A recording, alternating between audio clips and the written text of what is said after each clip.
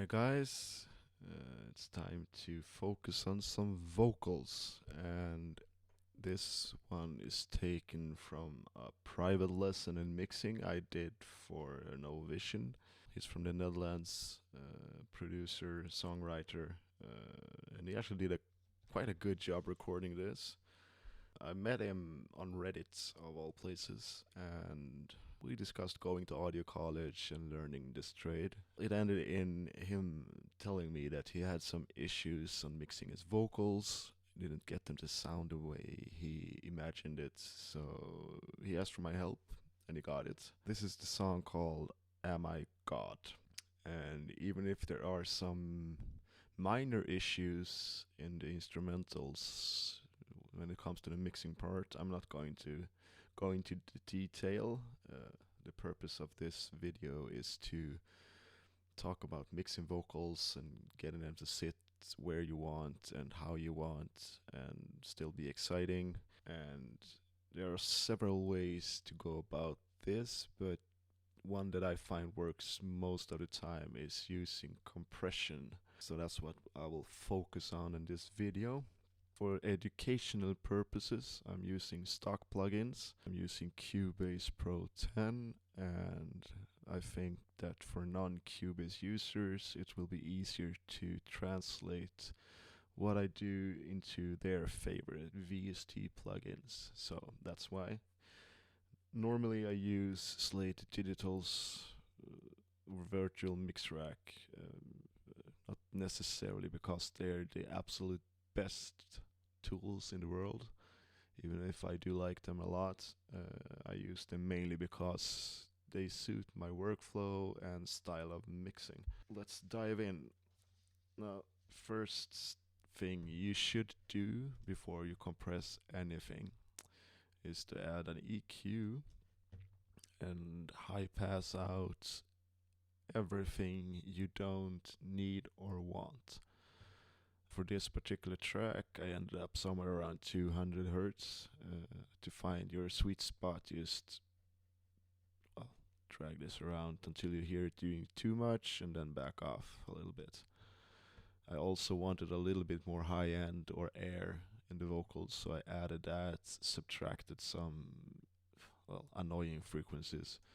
I won't go into depth on this. There are several videos out there explaining what I'm doing in this EQ. I will cover EQ in a later video, so make sure you like and subscribe so you don't miss it. You can also sign up for my email list or newsletter on my webpage. Links will be below. Let's dive into compression. I'm gonna bypass that and bring this one up.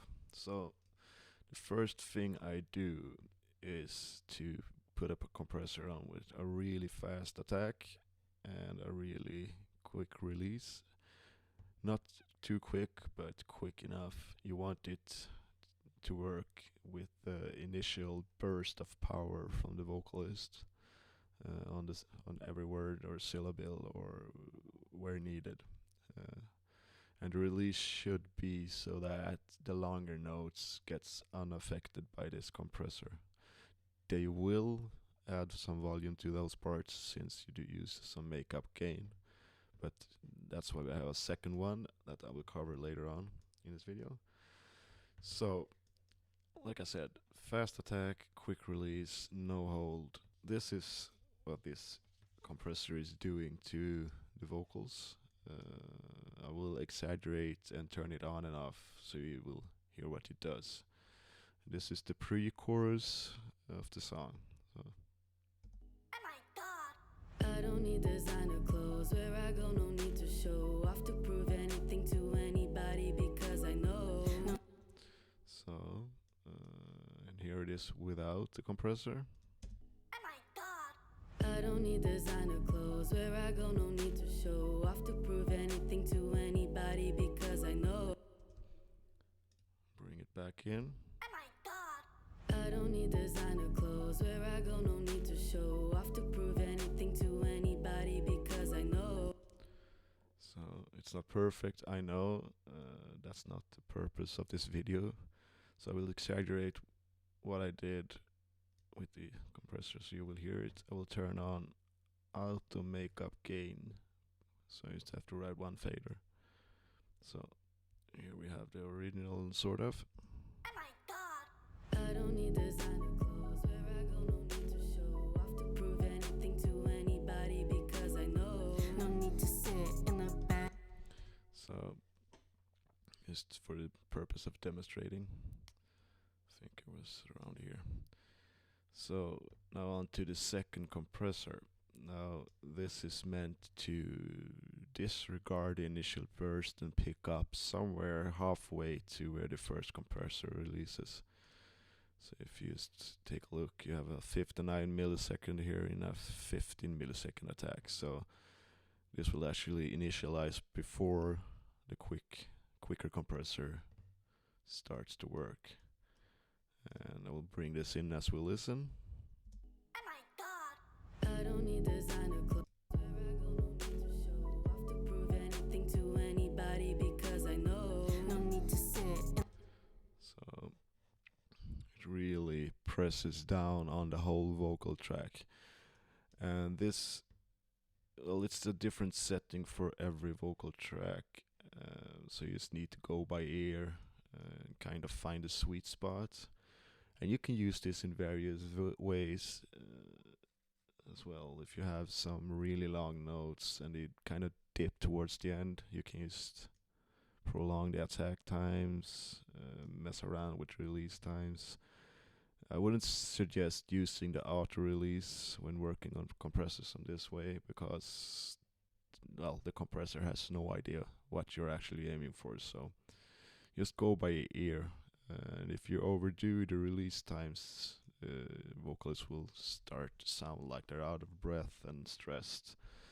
And I will demonstrate this as well for you. So here it is. Just listen to what happens to the vocals when I decrease the release time. Oh my god. I don't need designer clothes. Where I go, no need to show off to prove anything to anybody because I. So, like, they're short of breath, they can't really find the words or stressed in the vocal booth or whatever. So that's not what we want. The same goes here for the threshold and everything. Just go by ear. You want it to grab it, but not too much. Release times shouldn't be too quick because, well, like you heard, it will be sounding stressed and out of breath and kind of a pumping emotion in the vocal overall. So there is obviously more stuff going on. I have a couple of EQs. I have a de-esser. Of course, there are effects and effect tracks. I will cover that in later videos. This was just for compression purposes. And like I said, it might take some practice getting used to working with a compressor or two or three or four for that matter. Use how many you need to get the desired results. Just if you can't really hear what you're doing, just overdo it until you can really hear it and then back off. Because in your final mix, if you can actually hear what the compressor does to your vocals, you're probably doing too much and will be sounding too compressed. And that's not necessarily what you want. You want to keep it as natural as possible. So, yeah, that's it for compression. Now, like I said, there are a lot of things going on here, and when it comes to EQ, I will leave you with a quick tip, and that is don't be afraid to really move this. If you want more air, just give it. If you want more body, bring it in. I mean, there's no too big move. Even if these seem a bit cautious, I mean, it's 3.5 dB boost, which is considered a lot. So, but if it sounds good, it is good. And to quote one of my favorite mixing engineers, nobody's going to die if you do it. So just go for it. Don't be afraid to use the EQ in creative ways. That's it for the video. Don't forget to sign up, like, subscribe, comment, If there's a certain area of mixing you think I should cover, let me know. This is it for now. Talk to you soon.